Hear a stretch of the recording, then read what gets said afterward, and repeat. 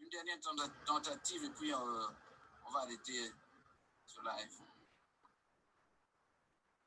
Tu peux entendre, bon, je crois qu'on peut t'entendre déjà. Hein? Okay. Alors Bernard, est-ce que vous pouvez... Allô? Oui. Est-ce que tu m'entends? Oui, moi je t'entends parfaitement bien. Là. Voilà, ça marche, c'est bon, ça va. C'est bon maintenant alors. Tu m'entends? Oui, oui. Ok, on y va alors. Mais voilà, donc...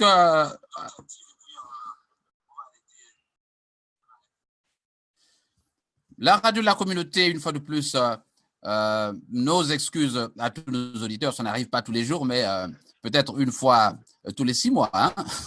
Salut une fois de plus à tous ceux qui sont connectés sur cette antenne. Je voudrais dire que mon invité a été patient et que nous devrions rapidement évacuer cet entretien. Alors, je rappelle que nous recevons sur cette antenne Monsieur Congo-Dila Samba, président du mouvement citoyen Le Carton Rouge.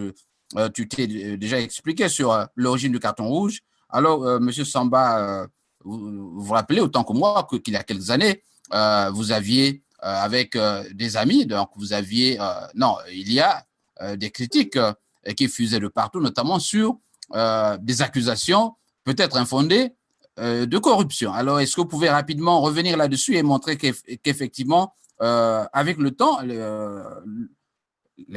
vos militants finissent par réaliser que ce n'était qu'une histoire montée contre vous. Merci beaucoup, M. Miyindou, déjà de m'avoir invité sur votre chaîne, qui est très suivie, je le rappelle encore. Et il y a un adage qui dit un peu que j'étais les pierres sur un arbre qui détient de bons fruits. Et dans plusieurs conférences où nous sommes passés, que ce soit ici au Canada et aux États-Unis, nous avions expliqué la genèse même de l'action politique au niveau du Canada. Cette ferveur, cet enthousiasme, cet engouement qui est né suite à la mise en place du mouvement citoyen Le Carton Rouge. Nous avions su drainer les foules. Nous avions su expliquer aux Congolais le pourquoi du départ sans condition de M. Denis Sassou Nguesso.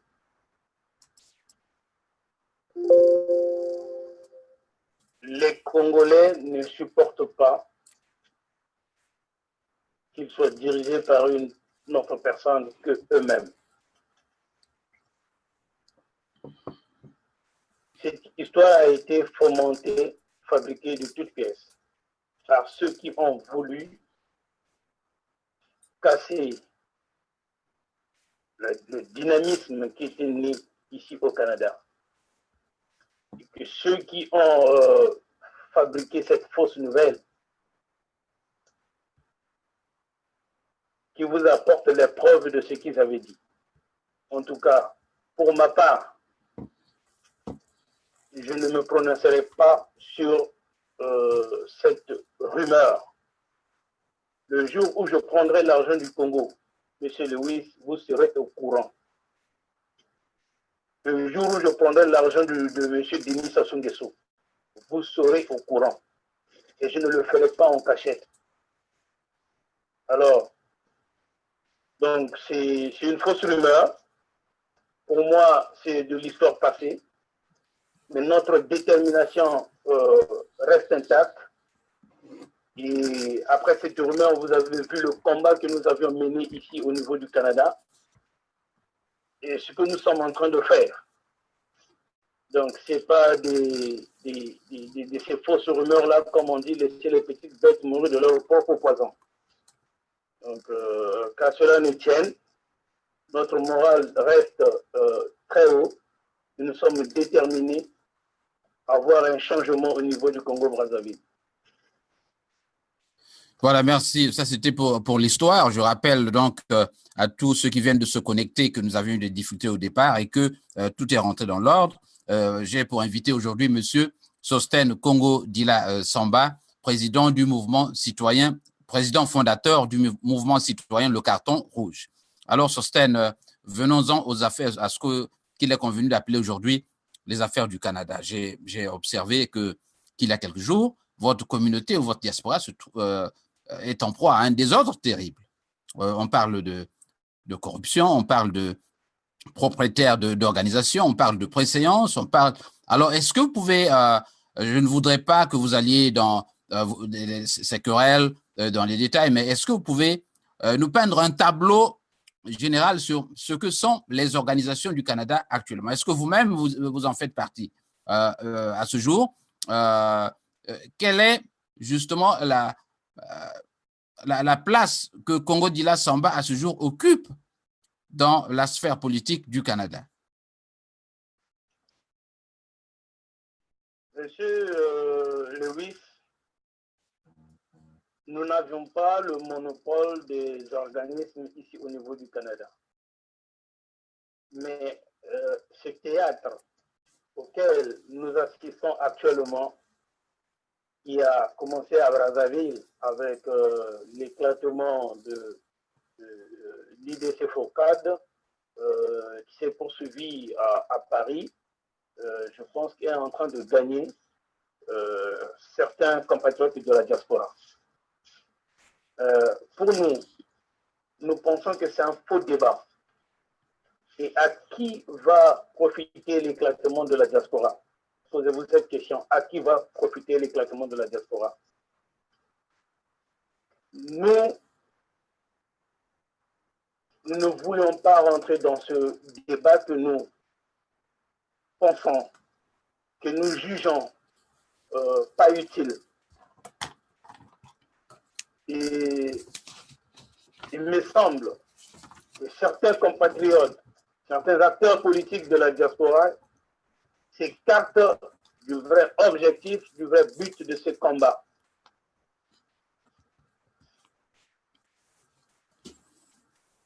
Que des mouvements existent au niveau du Canada, aux États-Unis comme en France, c'est une bonne chose. Si et seulement si tous concourent au bien du peuple congolais. Mais si cela n'a pas d'incidence, si cela ne peut bénéficier au peuple congolais, je ne vois pas le pourquoi des querelles. Pour ma part, M. Lewis, je ne me mettrai pas dans ce stade-là à vouloir dénigrer ou à critiquer qui que ce soit sur ses motivations, sur ses penchants politiques. Ça, ce n'est pas notre priorité. Ma priorité ici, c'est le peuple congolais, c'est l'alternance démocratique au Congo-Brazzaville, sur quelque forme que ce soit. Alors, oui, allez-y. Les uns et les autres ont des contentieux à régler, ça n'engage que eux. Mais nous pensons ici que le seul remède qui pourrait marcher au Congo, c'est la refondation de la classe politique dans sa globalité. Sostène, quel est pour vous l'objectif principal de ce combat? Nous, depuis en deux mots. De ce combat, en deux mots, c'est l'alternance et le départ sans condition de M. Denis Sassou Nguesso. Il a fait son temps et nous pensons que toutes les forces politiques doivent converger, ils doivent être unanimes sur cela. C'est-à-dire le départ sans condition de M. Denis Sassou Nguesso. Il a fait son temps. On ne peut plus lui accorder même 2 jours à la tête de notre pays. Voilà. Telle est la vérité et tel est le sens même que le combat doit prendre. Sostène, il y a quelqu'un qui répond, notamment M. Évrard Nango, qui affirme ceci. Sostène, je t'aime bien, mais il faudrait l'admettre que le départ sans condition de Sassou relève de l'utopie. Oui, bon, ça c'est son idée. Hein. M. Évrard Nango relève de l'utopie. C'est quoi l'utopie selon lui en politique? mais je pense que rien n'est éternel pour moi. Nous avions vu des grandes dynasties qui ont été ébranlées. Nous avions vu des grands dictateurs qui sont aussi partis. Et je pense que M. Denis Sassou Nguesso va aussi partir. Et ce n'est pas un rêve, ce n'est pas une utopie. Il ne sera jamais éternellement. Merci beaucoup, mon frère Mango. Alors, donc, vous pensez comme monsieur... voilà, non, il poursuit, c'est toujours lui. Il nous faut une nouvelle classe politique. Je ne sais pas tellement ce qu'il entend par nouvelle classe politique. Oui, il nous faut une nouvelle classe politique au Congo-Brazzaville éventuellement, parce que, Monsieur Lewis, vous conviendrez avec moi que depuis plus de 40 ans, ce sont les mêmes personnes que nous sommes en train de voir et d'observer sur la scène politique congolaise. Alors, nous pensons qu'il est temps qu'il y ait un renouvellement politique, qu'il y ait des réformes qui doivent être menées au niveau de la classe politique congolaise. On peut comprendre et admettre que ce sont les mêmes noms qui sont dans la règne politique congolaise depuis des siècles, depuis 40 ans, depuis 50 ans, ce sont les mêmes personnes. Oui, il faut qu'il y ait refondation de notre système politique, il faut qu'il y ait renouvellement de la classe politique, et cela demande que nous nous mettons tous ensemble et non ce plagiat théâtral que nous sommes en train d'assister ça et là. Alors, voulez-vous donc envoyer à la retraite politique tous ces vieux, ou encore que vous pensez que même dans ces jeunes qui sont avec les autres, il y a quand même des gens à qui on reproche beaucoup de choses et qui ont été éduqués à ces pratiques que nous décrions. Tout n'est pas encore perdu. Je ne sais pas à qui vous faites allusion, mais moi, je m'inscris... Non, ça c'est général. Oui, je m'inscris ici sur le renouvellement politique. C'est le seul pays au monde que je connais qui a des politiciens qui ne vont jamais à la retraite, il y a des fonctionnaires qui ne vont jamais à la retraite, où avec 4 millions d'habitants, nous avons plus de 45 généraux. Donc, nous pensons qu'il faut qu'il y ait un renouvellement de la classe politique dans notre pays. Mais cela ne veut pas dire que toute la classe politique de notre pays doit être virée. Mais ça, c'est à la justice et au peuple congolais d'en décider le moment venu. Monsieur Denis Sassou Nguesso, qui a occupé la fonction de chef de l'État de ce pays-là depuis les années 1979 jusqu'en 91-92, il est parti, il est revenu encore aux commandes du pays. Nous pensons qu'il est temps qu'il jette la serviette, qu'il est temps qu'il laisse sa place, vu qu'il n'avait plus la légitimité et qu'il est revenu au pouvoir premièrement par les armes et deuxièmement par un hold-up électoral. Non, M. Lewis, nous pensons que c'est trop, et c'en est trop. Posez-vous la question de savoir, le Congo, n'a-t-il pas un autre Congolais, un fils de ce pays, capable d'assumer les responsabilités du chef de l'État? Non. Mais voilà, nous allons prendre deux, trois questions et passer à la suite. Alors, j'ai M. Rodrigue Fenelon Massala Kenge.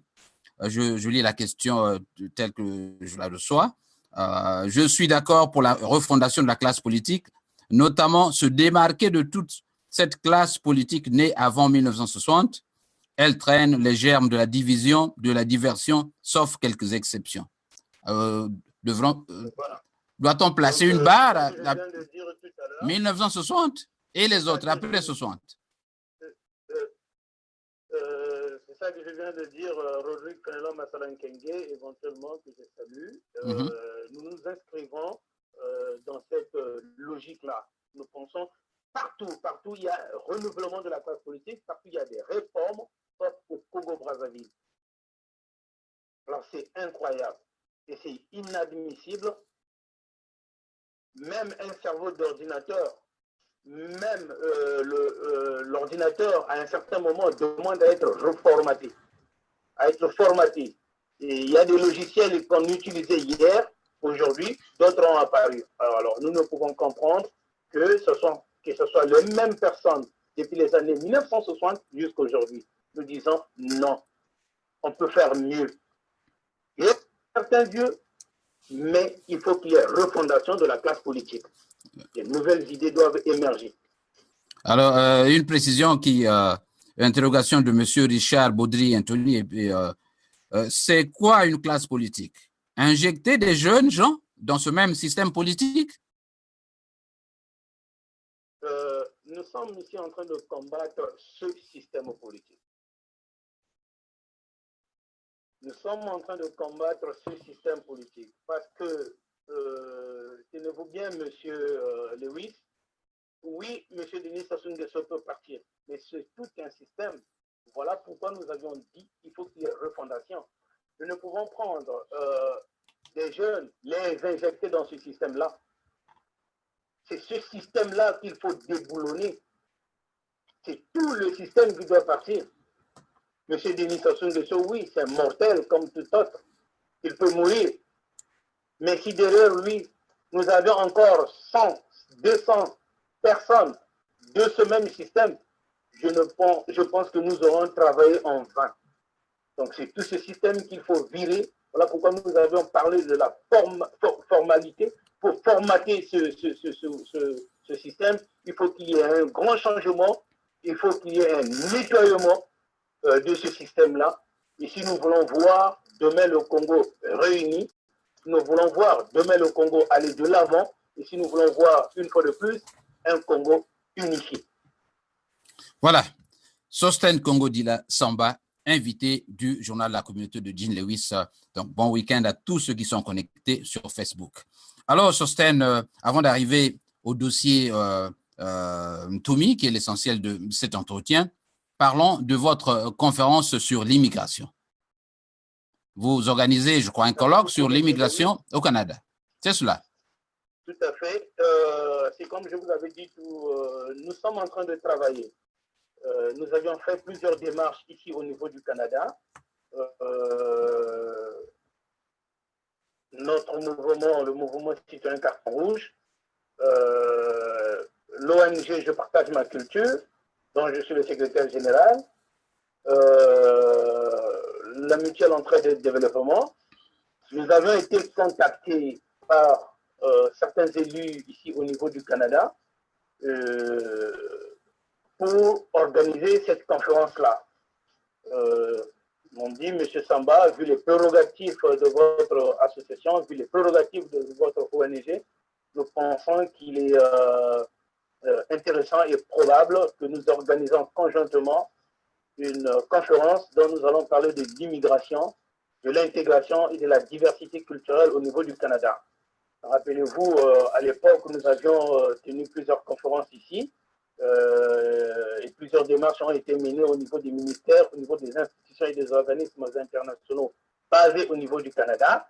Donc, dans le milieu politique Canada, le mouvement Citoyen Carton Rouge est vraiment très connu et implanté. Donc, le 4 août de cette année, 2018, nous allons organiser une conférence. Cette conférence voilà un peu plus haut, est intitulée Immigration, diversité et intégration. Donc, et là, nous avions des élus du Canada qui vont être avec nous. Nous avions aussi intéressé certains acteurs de la diaspora qui ont répondu positivement à cette conférence. Donc, voilà ce que nous sommes en train de faire, Monsieur Lewis. Tout cela s'inscrit dans la continuité de notre travail que nous sommes en train de mener ici. Parce que, oui, nous pouvons faire des manifestations dans la rue, car tout maillon apporte sa pierre à l'édifice. Oui, nous pouvons aussi aller frapper à la porte de M. Willy Nguesso ou de M. Denis Sassou Nguesso, mais dans ce qui est les prérogatives du mouvement citoyen Le Carton Rouge, l'ONG Je partage ma culture, nous touchons les institutions. Donc nous touchons les institutions, les ministères, les élus locaux ici au niveau du Québec et du Canada, raison pour laquelle vous voyez cette visibilité-là du mouvement citoyen Carton Rouge au niveau du Canada. Et je remercie d'autres panélistes congolais qui ont accepté d'être avec nous. Alors, donc, au terme de ces travaux, à quelle conclusion devrait-on aboutir? Est-ce que vous pouvez en quelques mots nous dire, je voudrais avoir l'esprit net d'abord sur ce que vous visez et que vous espérez gagner au terme de ces travaux. Merci beaucoup, Monsieur Lewis. Il faut savoir que nous avons fait un travail énorme ici au niveau du Canada pour vulgariser le message du conflit, le génocide que subissent les Bakongo, les Lari au niveau du pôle. Depuis les années 97, 98 jusqu'à aujourd'hui, la région du pôle est en proie à des bombardements. Il y a eu un semblant de dialogue à Ouesso, mais les résultats ne sont pas ce que nous attendons. Et au niveau du Canada, au niveau des États-Unis, au niveau des organismes ici, nous avions fait un travail de vulgarisation de ce message. Et aujourd'hui, le génocide du pôle est reconnu. On en parle dans les institutions ici, on en parle à l'ONU, on en parle un peu partout, dans des conférences. Et notre but ici, c'est de sensibiliser la population immigrante présente ici au Canada, des démarches, les informer, mais aussi de créer un lien de partenariat entre le Canada et le Congo. Et lors de cette conférence, nous allons encore présenter le pourquoi un Congolais de Brazzaville, issu de la partie sud ou du pôle, est le bienvenu ici parce qu'au Congo, le pôle est sous occupation de l'armée et des mercenaires étrangers qui les bombardent. Alors, le Canada, si le Canada peut ouvrir les mains, si le Canada peut ouvrir sa porte à cette population-là, pourquoi pas? Donc voilà un peu les démarches que nous sommes en train de mener au niveau du Canada ici et aux organismes qui sont présents ici. C'est intéressant, mais vous savez que dans cette guerre du pôle, il y a des effets collatéraux sur les autres contrées, les autres régions. Est-ce que vous pouvez pas élargir votre champ d'action? Pourquoi vous limitez simplement aussi les limites du pôle? Pourquoi ne pas étendre cela dans les autres régions, puisque vous savez qu'il y a des populations qui ont quitté le pôle et qui sont ailleurs maintenant et qui là-bas, il y a des problèmes humanitaires qui se posent. Pourquoi vous limitez simplement au pôle? Tout à fait, Monsieur Lewis. L'action ne se limite pas seulement au pôle. C'est le Congo dans sa globalité. Et le pôle, c'est une particularité qui est en train de subir les bombardements. À mon avis, jusqu'à preuve du contraire, il n'y a pas une autre région à partir de 2003, de 2016, 2017 qui a été bombardée. À mon avis, c'est juste le pôle, après le hold-up électoral de M. Denis Sassou Nguesso, c'est le pôle qui a été bombardé. Donc, ça aurait été un Fondo Wesso, éventuellement, nous allons nous lever aussi pour dire non. C'est pour cette raison-là que nous avions élargi notre champ d'action et intéressé d'autres acteurs politiques pour qu'ils viennent donner leur point de vue aussi et s'exprimer sur ce que les Congolais vivent aujourd'hui. Je vous rappelle que les Congolais sont pris en otage par un petit clan d'individus qui les maltraitent au quotidien, qui les affament au quotidien et qui n'ont Dieu que pour la famille Sassou et Nguesso. Alors, dans quelques secondes, nous allons aborder le dossier Pasteur Ntoumi, mais je voudrais que vous réagissiez à ceci, qui nous vient de M. Fénelon Massala. Je reste engagé et convaincu que pour devenir une vraie nation, le Congo doit tourner le dos à la nostalgie coloniale. Il doit se faire démarquer des promoteurs du tribalisme qui sont pour la plupart issus de la période pré-indépendance et confier son destin aux générations nées après l'indépendance en 1960. Vous pensez qu'il faut mettre une balle à 60 et peut-être qu'il y en a plus les tribalistes après 60, non? Bon, je ne sais pas si la question vous est posée directement ou à moi. Pas à moi. Toutes les questions sont posées. Bon, il y a des réflexions là-dedans, il y a des questions, mais toutes les questions sont posées à l'invité. Mais tout à fait, monsieur Massalan Kende. À mon avis, ça c'est mon opinion personnelle, a raison. C'est-à-dire, Il faut tourner la page à la nostalgie coloniale. Déjà, il faut que je rappelle ici, à mon sens, le Congo n'est pas indépendant. Le Congo n'a jamais tourné la page coloniale. Et tout ce qui se passe au Congo, nous avions vu que c'est la France qui est derrière M. Denis Sassou Nguesso. Ils ne veulent pas vivre le printemps arabe qu'ils ont vécu. Ils ne veulent pas perdre la main au Congo comme ils ont perdu la main dans d'autres pays arabes. C'est pourquoi ils soutiennent Mordicus, M. Denis Sassou Nguesso. Et notamment, vous vous rappelez, sans pour autant refaire l'histoire, M. Jean-François François Hollande avait dit le président Denis Sassou Nguesso a droit de consulter son peuple. Alors, je ne pense pas qu'en France, si François Hollande avait dit je vais changer la constitution pour me représenter, je pense qu'aujourd'hui, on allait ramasser son cadavre peut-être dans la rue. Donc, oui, M. Rodrigue Fenelon Massalankenge a raison, nous devons tourner la page coloniale. Et cela va de soi avec le développement de la mentalité, c'est-à-dire l'évolution de la mentalité. Les Congolais doivent évoluer mentalement. Et il nous faut d'abord l'indépendance économique, agricole, et j'en passe. Et parce qu'aujourd'hui, oui, c'est vrai, il faut tourner cette page coloniale, mais avec qui à la tête du pays? Parce que comme il a su le dire, nous avions à la tête de nos institutions des gens aujourd'hui qui font partie intégrante même de la France. Et la France, aujourd'hui, les a embobinés dans des sectes maçonniques aujourd'hui qui ne sont plus celles qui étaient hier. Donc, ces gens-là sont soutenus par la France. Je le rappelle encore, la France ne veut pas perdre son ami Denis Sassou Nguesso. Voilà pourquoi il le soutient. Voilà. À cela ne tienne, M. Lewis, oui. Nous allons travailler fort à ce que qu'il y ait changement de pouvoir à Brazzaville. Il faut qu'il y ait une alternance, qu'il faut qu'il y ait un coup de force. Et bien, nous allons travailler là-dessus pour que nous passions à autre chose. Pas toujours les mêmes. Vous parlez de coup de force en termes de force militaire, comme le dirait Pongui? Monsieur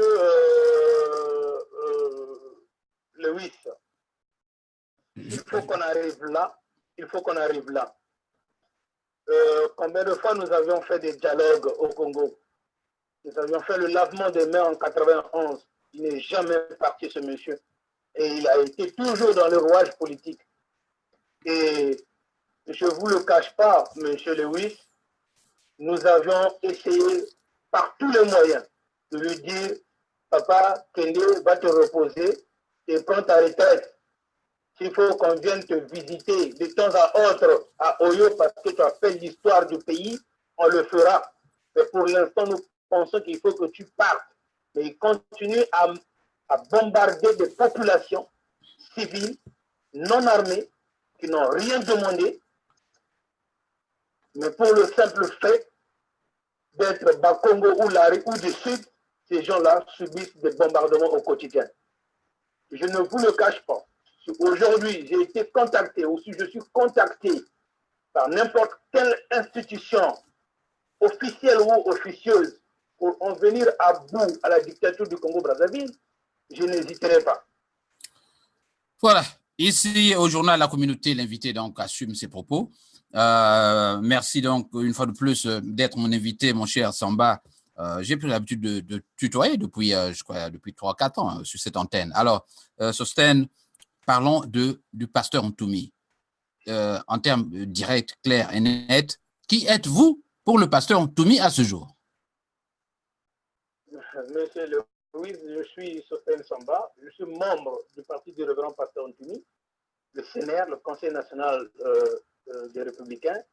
Je suis le secrétaire général à la Fédération de Brazzaville chargé des questions électorales et aux collectivités locales.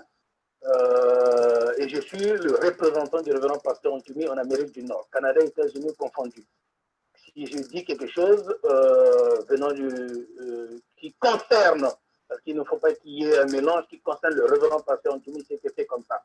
Donc, suis le représentant du révérend pasteur Ntumi au Canada et aux États-Unis. Je suis membre du Sénat, je suis membre du BEN, du Bureau exécutif national du Sénat, dans la Fédération de Brazzaville, où je suis le secrétaire général chargé des collectivités locales et aux conseils électoraux. Voilà, il y a quelques années, l'opposition ici, donc à l'étranger, la diaspora, parlait de Ntumi en termes de bras armés de l'opposition. Mais depuis quelque temps, on ne parle même plus de lui.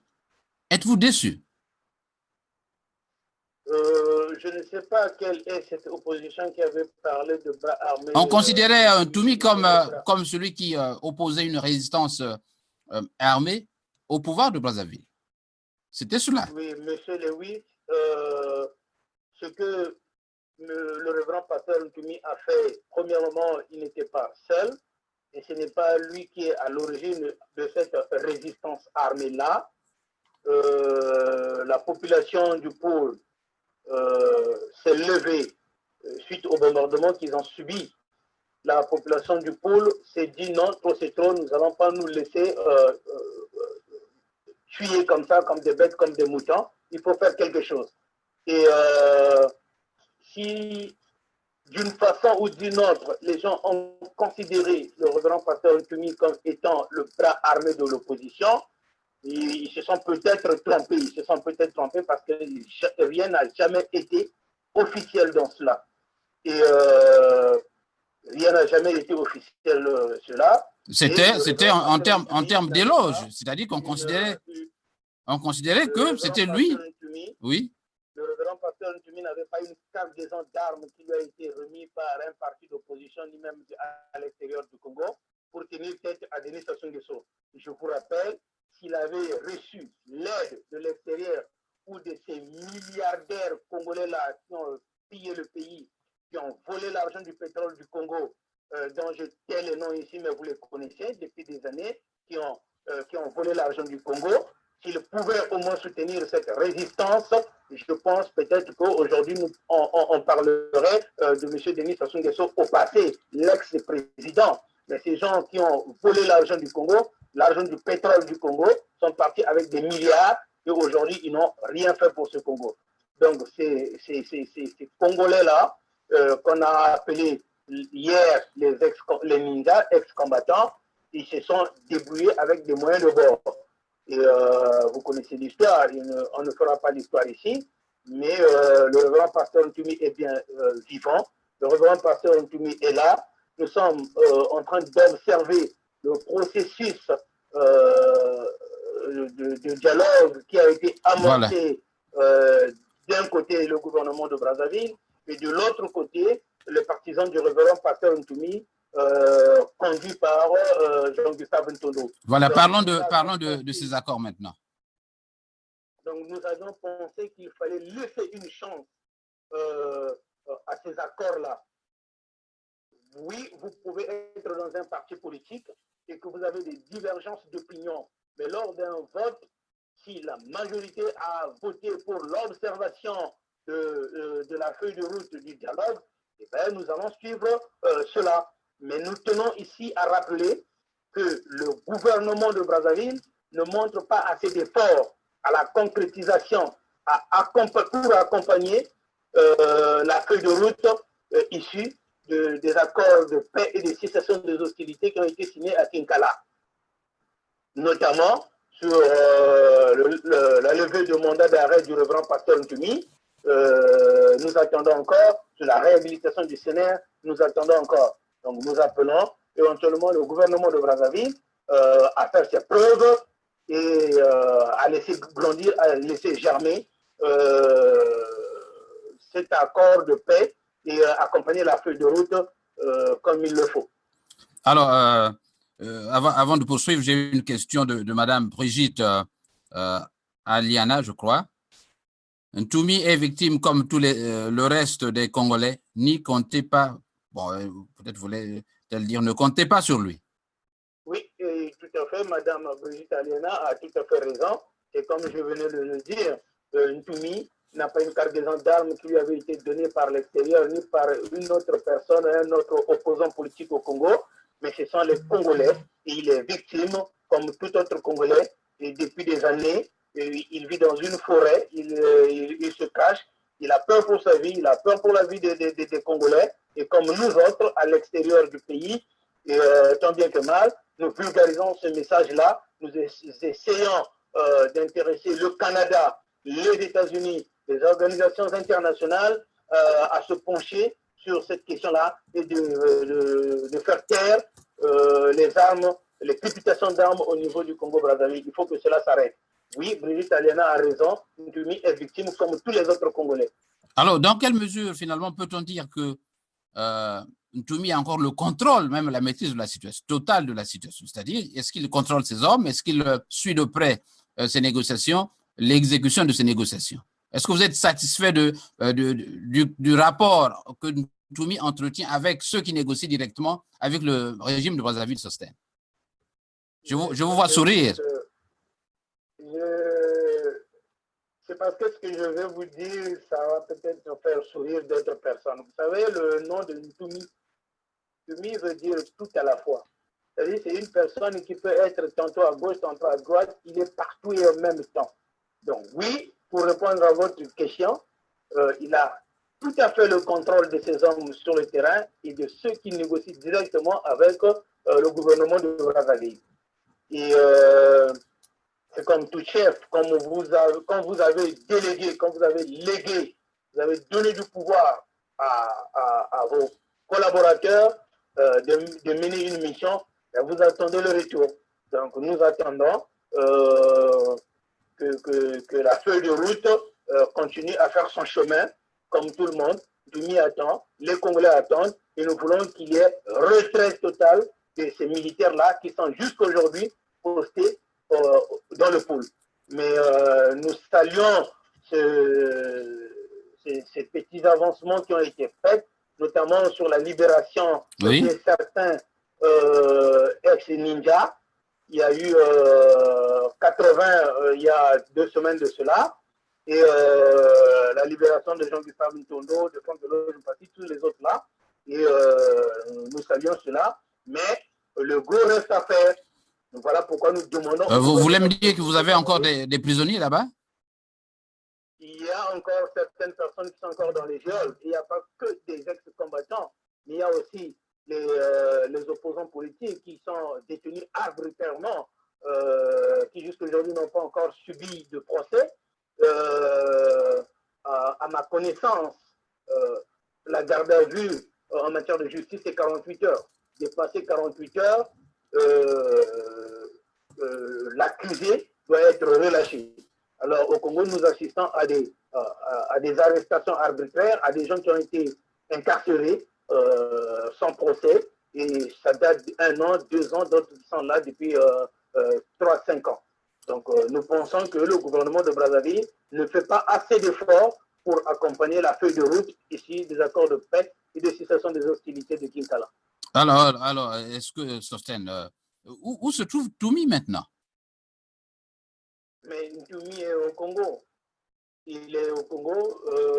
Moi non plus, je ne sais pas où il se trouve, mais il est au Congo, quelque part dans un coin au Congo. Mais on a appris qu'il est quelque part. Les rumeurs disent qu'il serait hors de la région du Pôle, dans Brazzaville Nord. Mais je ne peux pas vous dire exactement. Si ces gens-là ont peut-être des preuves, ils peuvent nous dire, ah tiens, j'ai eu Ntumi en photo au marché de Talangaï ou de Mikalou.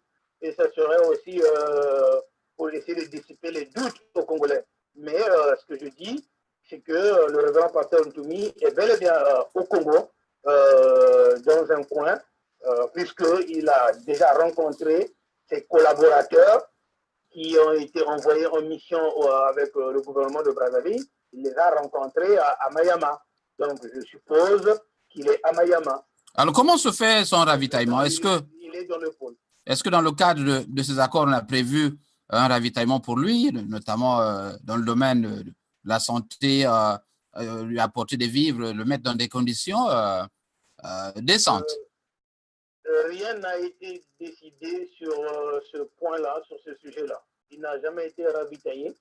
Et sur les accords de paix Bon, je ne savais pas que cette question allait venir, sinon je vais vous montrer ici la feuille de route, le communiqué Il n'y a pas final de problème. que j'avais déjà montré lors d'une conférence que j'avais faite, le communiqué final qui émanait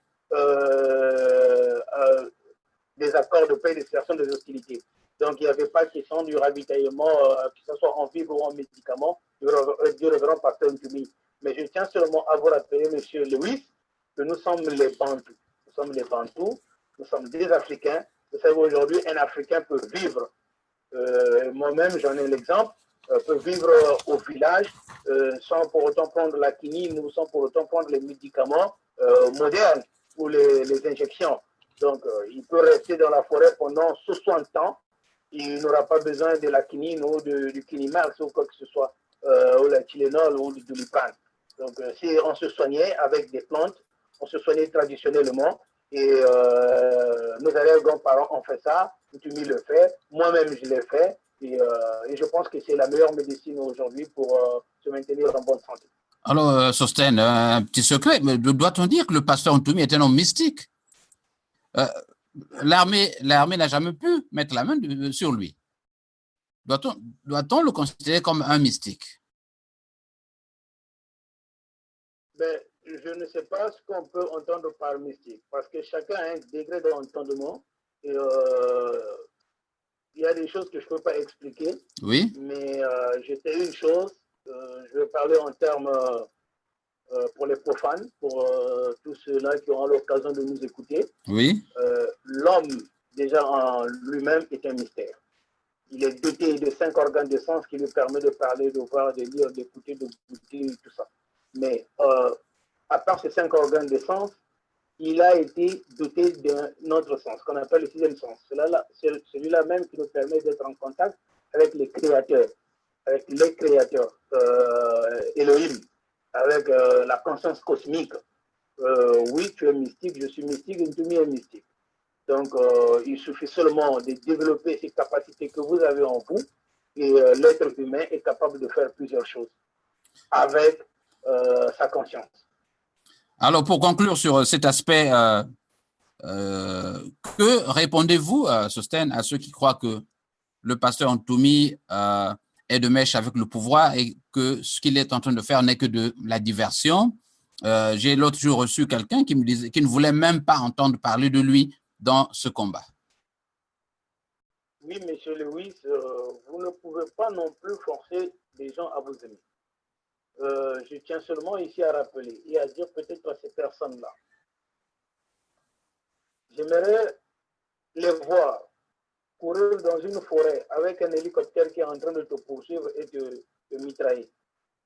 Donc, tu acceptes, toi, ta famille et l'ensemble de la population de fuir dans des forêts et vous signez un accord avec le gouvernement voyou dictatorial et stalinien de Brazzaville.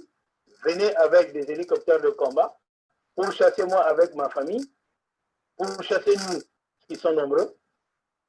Et ça s'appelle être de connivence avec le pouvoir de Brazzaville. Je tiens à vous rappeler une fois de plus, je vais vous faire une confidence, monsieur Lewis. Oui. Vous savez, moi j'appelle ça des faux procès auxquels nous assistons à Brazzaville. Pour moi, c'est une diversion, ce faux procès. La venue de Roga à Paris, pour moi, c'est une diversion. Et nous nous écartons du vrai problème. Et nous sommes en train de focuser sur des choses qui n'ont pas d'importance dans le combat pour emmener une alternance à Brazzaville. Le révérend pasteur Ntumi n'a jamais été de mèche ou de connivence avec M. Denis Sassou Nguesso. Le jour où ce gouvernement-là, le pouvoir de Brazzaville, va attraper M. Denis Sassou Nguesso, retenez cette date aujourd'hui. Oui. Il va être décapité. Peut-être que nous ne verrons même pas son corps. Et je vous le dis en connaissance de cause. Alors, Sosten, donc vous... a été arrêté et mis en prison quelque part. Si Mokoko a été arrêté, mis en prison quelque part. Si Poya Makaya a été arrêté, mis en prison quelque part. Je vous le dis aujourd'hui, le jour où le pouvoir de Brazzaville mettra la main sur le révérend pasteur Ntumi, il sera décapité, il n'y aura même pas de procès pour le révérend pasteur Ntoumi. C'est moi qui vous le dis. Mais alors, Sosthène, donc, vous relancez tout le débat sur l'issue heureuse de ces négociations. Doit-on douter de ce que Ntoumi et ses hommes sont en train de faire? Nous ne pouvons pas douter parce qu'au départ, j'avais dit nous sommes en train de donner une chance au dialogue et à la paix. Rappelez-vous que j'ai été le seul acteur de la diaspora à pouvoir parler du dialogue. Il faut un dialogue parce que j'ai peur pour la population du pôle. J'ai peur pour ces mamans-là qui sont violées. Hier, j'avais publié une vidéo où une femme pleurait comment elles sont violées par les militaires des mercenaires. Donc, ils ont fait du viol une arme de guerre. Ils ont fait de viol une arme de destruction massive. Le pôle est sous occupation de mercenaires étrangers et de l'armée du gouvernement de Brazzaville. J'ai peur pour ces populations-là. Hier, le pôle, avant ce conflit de 2016, comptait 235 000 habitants. Ils sont où toutes ces populations-là? Le dernier rapport que nous avions eu du gouvernement de Brazzaville parlait de 12 000 déplacés. Où sont passés les autres? Alors j'ai peur. C'est pour cette raison, n'ayant pas assez de force pour déboulonner le régime dictatorial de Denis Sassou Nguesso, j'avais appelé au dialogue. Il faut qu'il y ait un consensus de paix. Comme nous l'avions fait en 98, pourquoi ne pas taire ces armes-là, laisser cette population-là innocente, sans armes, en paix? J'ai été la première personne à le dire. Les gens ont critiqué. C'est de là qu'est venu éventuellement des gens qui ont dit on m'a donné 20 000 $. C'est quoi 20 000 $? J'ai peur pour la population du pôle. Et si je me bats, c'est pour cette population qui souffre. Et serait été la population de Ouesso, j'aurais cette même énergie pour défendre cette population-là. Que ce soit ceux de Lubomo, de Pointe-Noire ou quoi que ce soit, je n'aime pas que les innocents meurent. Et sur quoi les femmes et des enfants qui sont en train de mourir de bêtement, ils n'ont rien demandé à qui que ce soit, ni d'être du pôle, ni d'être congolais. Voilà pourquoi nous pensons qu'il faut donner une chance au processus de paix qui a été enclenché. Et nous lançons cet appel-là que le gouvernement de Brazzaville fasse plus d'efforts. Sosthène, oui. Ils n'ont pas encore enlevé le mandat d'arrêt qui plane sur le révérend pasteur Ntoumi. Nous sommes convaincus. Le jour où ils mettront la main sur le révérend pasteur Ntoumi, il va être abattu. Sosthène, de quel dialogue parlez-vous? Le dialogue qui oppose deux personnes. Oui, en termes de solution à la crise, vous parlez d'un dialogue, justement. Lequel? S'agit-il du même dialogue? Les accords de paix. Je parle ici des accords de paix et des cessations des hostilités qui ont été signés à Kinkala. Oui, mais vous avez un autre dialogue déjà ici avec Boukadia et les autres. Ça, c'est la conférence internationale. L'idée est venue de M. Boukadia. Je rappelle, l'idée est venue de M. Boukadia. Et je tiens ici à préciser pour ma part, je ne pense pas que l'idée d'une conférence internationale est une mauvaise idée. Oui. Je ne pense pas que ça soit une mauvaise idée parce que ce que j'ai remarqué et la raison pour laquelle nous ne voulons plus étaler nos idéaux, ce que nous sommes en train de faire sur la toile, parce qu'une fois que vous lancez une idée ou les travaux que vous êtes en train d'entreprendre, il y a des pseudo-opposants, des opposants profito-situationnistes qui ont été éjectés par ce même pouvoir de Brazzaville et qui sont dans la diaspora dont le but est d'attaquer vos idées.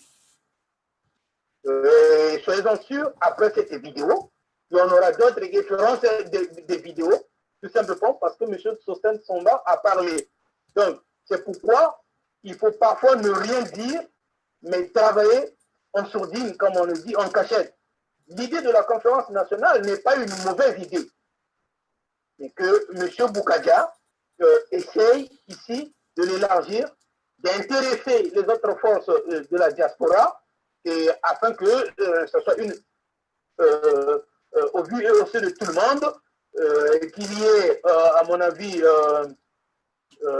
un comité d'organisation qui va éventuellement, d'où sortira toutes les sensibilités politiques de la diaspora et, je précise, même ceux du Congo, puisqu'on parle ici en termes de conférence nationale. On ne parle pas ici de dialogue de Boukadja, il parle d'une conférence nationale. Donc, je ne suis pas sans défenseur, je défends ici l'idée d'une conférence internationale qui, à mon avis, est une bonne idée. Il faut qu'il y ait des préalables, il faut qu'il y ait un comité d'organisation. Et pourquoi ne pas appeler les membres du gouvernement de Sassou Nguesso pour dire que venez, nous allons avoir une conférence à Paris, venez assister avec nous, nous allons débattre tous ensemble. C'est l'idée même du Mbongi des Bantous du Congo. Oui. Mais voilà, il y a déjà Sosten. Nous allons bientôt nous séparer en quelques minutes, Sosten. Je rappelle à tous ceux qui nous écoutent que nous avons M. Sosten Congo Dila Songa, qui est le président fondateur du mouvement citoyen Le Carton Rouge, ici au Journal de la Communauté. Vous savez, Sosten, au Congo, un dialogue. Doit-on dire que ce qui se fait présentement au Congo n'est qu'un processus, ou encore que vous espérez régler tous les problèmes de paix, de sécurité, d'économie à travers ce que le pasteur Ntoumi est en train d'initier ou a initié avec le gouvernement? Est-ce que vous trouvez cela suffisant? Ça ne peut pas être suffisant parce qu'il y a beaucoup de choses qui restent à faire dans notre pays. Les accords de paix et de cessation des hostilités n'est qu'une étape parmi tant d'autres pour que le Congo retrouve la sérénité, la quiétude, c'est l'aide de noblesse, pour que le Congo retrouve encore l'unité nationale, parce que je vous le rappelle, que ce pouvoir de Brazzaville a su diviser les Congolais. Mais non pas seulement ceux de l'intérieur, mais même de la diaspora. Donc le pouvoir de Brazzaville a su les diviser. Donc les accords de paix et de cessation des hostilités ne sont qu'une étape parmi tant d'autres pour arriver éventuellement à un processus final. Et pourquoi ne pas, en 2021, avoir des élections présidentielles sans la présence de Denis Sassou Nguesso comme candidat à ces élections-là? Voilà, vous pouvez donc, dans quelques minutes, nous allons nous séparer. Vous pouvez réagir comme d'habitude, poser des questions sur cette actualité à notre invité, M. Sosten Kongodila Samba. Vous savez, toutes mes excuses, votre nom c'est Samba et non Songa, voilà, cher ami. Vous êtes de la région du Poul, comme je le constate, et on parle dans vos milieux de la nuit du Poul. Cette nuit qui a suscité tant de débats. J'ai eu l'autre jour notre ami Lionel Gamba sur cette antenne qui s'en est expliqué longuement sur le caractère culturel de cette nuit du Poul. Est-ce que tu peux te prononcer là-dessus, notamment un éclairage sur ce que toi tu entends par nuit du Poul? Merci beaucoup, M. Lewis. Écoutez, au risque de me répéter encore plusieurs fois, je parle ici du monde. Si on essayait de me consulter ou de demander mon avis sur la constitution de notre pays, je dirais même dans notre constitution, il faut intégrer les traditions, les coutumes de chaque ethnie, de chaque région. C'est-à-dire le Bunkaka, le Bokoko, ça devrait faire partie de notre constitution. Parce que cette constitution que nous avions au Congo, c'est une constitution copiée, moderne, des Blancs. Et si on pouvait intégrer dans cette constitution, dans notre constitution, nos coutumes, je pense peut-être que M. Denis Sassou Nguesso n'agirait pas comme ça. Parce qu'il a le titre de Kani dans son village natal. Et dans nos villages, à nous, on appelait ça le Mbongi. Aujourd'hui, si un autre patois se retrouve pour parler des problèmes qui les concernent, je ne vois pas comment leurs problèmes pourront empiéter ou avoir une béquille sur le fonctionnement de l'État congolais. Je m'explique. Je prends un exemple pour aller plus vite. Roga Roga dit qu'il va faire son concert à Brazzaville, à Paris. Oui. J'ai eu des combattants de Paris, j'ai eu des frères de Paris qui m'ont demandé mon avis. J'ai expliqué, j'ai dit c'est une diversion. Parce que le 28 de ce même mois, Denis Sassou Nguesso devrait être à Paris. Alors le samedi, on vous envoie Roga Roga pour qu'il aille chanter. 80% de ces combattants ont été arrêtés le même jour pour ne pas qu'ils aient manifestation à la venue de Denis Sassou Nguesso à Paris. Si on avait laissé Roga Roga faire son concert, lundi, tout le monde devrait être à l'aéroport pour empêcher que l'avait même atterri de M. Denis Sassou Nguesso. Donc, nous sommes focalisés sur des futilités, sur des choses qui n'ont pas vraiment d'importance, ni d'incidence sur le Congo, et nous avions perdu le vrai sens même de notre combat. Nous avons perdu le vrai sens, excusez-moi, parce que Allez-y. de notre combat. Alors, si les Congolais ne se focalisent pas sur la nuit du poule et qu'ils se concentrent sur l'essentiel qui est le départ de chercher les moyens pour qu'il y ait une alternance à Brazzaville, je pense que la nuit du poule ne fera pas le bruit qu'il est en train de faire aujourd'hui. C'est un groupe de gens qui se sont dit, nous allons nous organiser, nous allons nous rencontrer un jour pour parler des problèmes qui concernent notre région. Je ne vois pas en quoi ça peut avoir d'incidence sur le pays.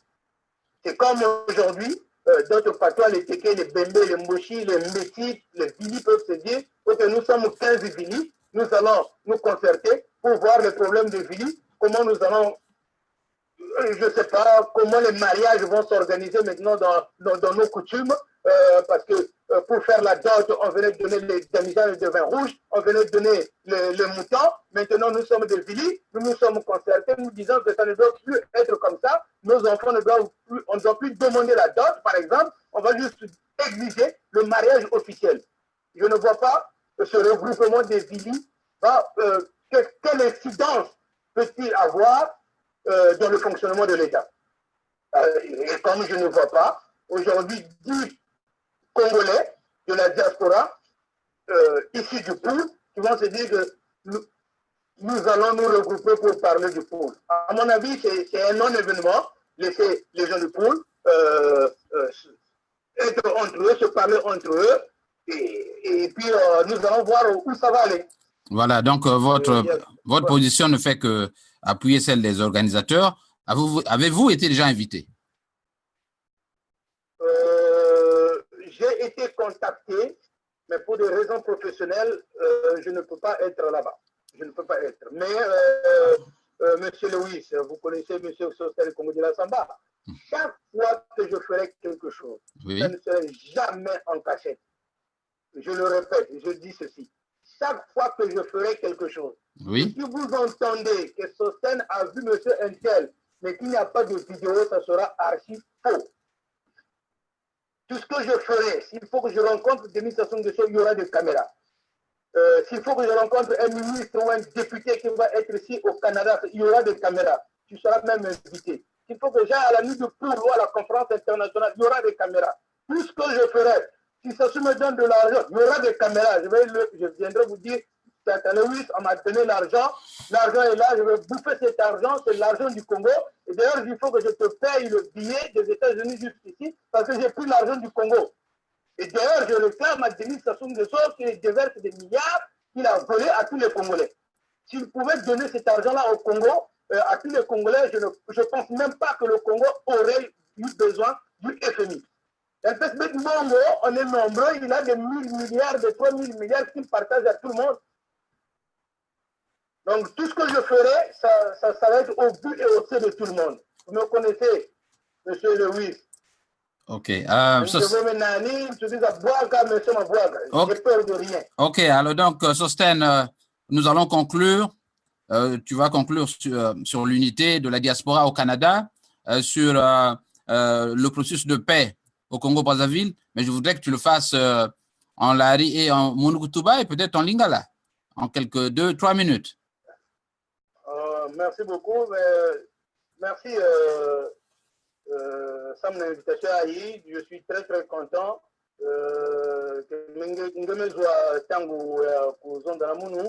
que ça faisait un bout de temps quand même que nous travaillons en sourdine, mais parce que je pense que il est temps que les Congolais vous gagnent ensemble. Donc,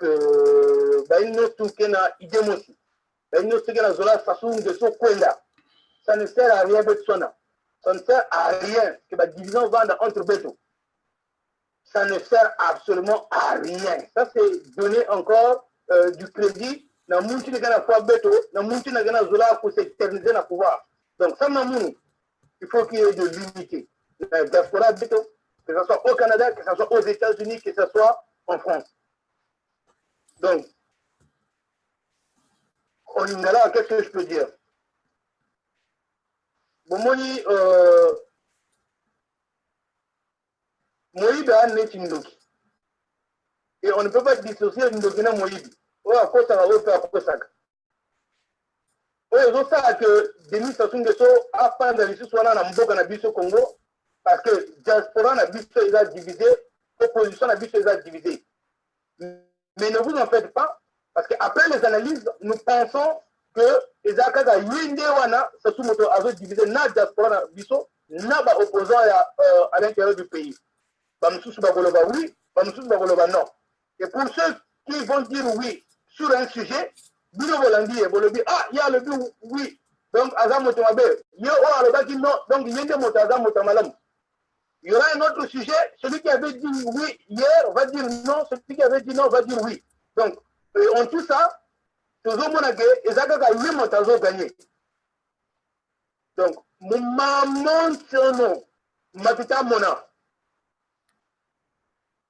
Nita Boakou Paris, ou Canada, ou Congo. Misamunya kami lutago landi kamena kwa ndandu ko, kamena saluko. Mais nous devons nous focaliser sur le vrai but de notre combat, le vrai but de notre problème. C'est quoi? Moi, aujourd'hui, dans le temps qu'on bantou, bon, ok, de notre social, on va dire, mais ça va vous avantager en quoi? Mais je vous rappelle que la bingi, on coûte à parce que vous n'êtes zone d'agent zonzele, vous n'êtes que la main. Mais je dis ceci, ta belle muntu moshi, ta belle tintoari, c'est dans l'unité de la diaspora et de notre opposition que nous viendrons à bout de la dictature au Congo-Brazzaville. Celui qui pense que seul Lenda Nunga Wambi, Théona Karempe, Sassou Nguesso, Lenda Kwenda Wampe, Butumushikla Wampe Mabogo, ah, Gabo Tata Lewis, Muyandikaga, Mbitao Yawaga Nungiwe, Butumushikla Wampe Mote, on va créer une statuette à Unitata Lewis ou à Katula Sassou à Timfou. Butumushikla Wampe Mabogo. Mais, la bandiette, ensemble, nous sommes plus forts que dans la division. Je n'ai jamais fait une vidéo parlant d'une personne Mbongo Gadiri ou Limbongo, parce que je pense que c'est des futilités. Et même sur le Limbongo, Gaza, aux Amoninga Nangaï, notre but ici, c'est le départ de M. Denis Sassou Nguesso. Merci, M. Lewis. Voilà, merci. Donc, c'était notre ami Sosten Congo Dila Samba du Canada, le président donc, du site. Ça fait combien d'abonnés déjà, là, le carton rouge? 80, là, nous sommes à 95 000. Voilà, vous avez plus de 95 000 membres. Il y a même des gens qui ne vous connaissent pas et qui vous découvrent aujourd'hui. C'est donc lui le président du site, le responsable du site Facebook, le carton rouge. Merci, mon cher ami, d'être mon invité aujourd'hui. Et demain, j'aurai sur cette antenne le professeur, le docteur Matsuaka, j'aurai Dimitri Poa. Et deux autres amis sur cette antenne et nous ferons l'édition internationale avec Martial Boulingui que vous retrouvez demain en pleine forme. Martial sera donc avec moi et nous animerons l'édition internationale du journal de la communauté. Encore merci une fois de plus Sostène, de ta disponibilité et à la prochaine occasion, Sostène. Merci à vous. Au revoir.